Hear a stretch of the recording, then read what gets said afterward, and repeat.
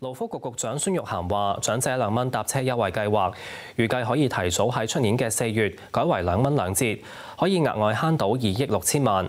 不過有議員仍然質疑準備嘅時間太耐。冼詠琪報導。經過同八達通公司嘅同埋交通營運商嘅密切磋商之後呢，我哋而家都好肯定啦，2蚊2折呢個方案呢，我哋可以提前實施，就可以喺26年嘅4月份實施。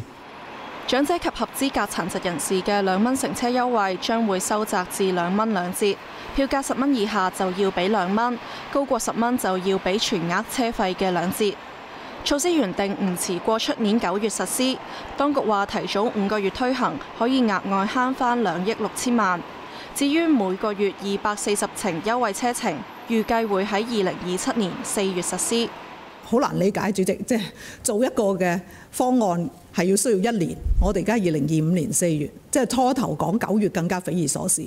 你而家係去到4月呢，其實都好難接受嘅。而且你嗰240程呢係仲要1年後嘅。我哋有咁數以萬計，即係萬幾部嘅閘機，你要佢冇事嘅話，要確保一個都唔好出錯嘅話呢，係要時間嘅。我哋計過呢，嗰度都約莫做咗半年。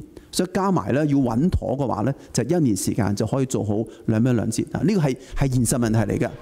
孫玉菡話：更改系統同事後測試分別需時半年。成本方面，八達通公司會分擔1/3，其餘由政府承擔。有議員質疑2蚊2折同優惠車程設限，點解唔同時推行？如果2個要一齊行嘅話呢，就變咗要去到下年嘅10月左右或者11月左右一齊行。咁對政府嚟講呢，就節省唔到開支，反而可能就會仲慢咗。所以我哋覺得呢，不如就實事求是，先做咗2蚊2折。當局預計2項調整方案實施之後，2027-28年度可以慳返大約6億8千萬。有線新聞冼詠琪報導。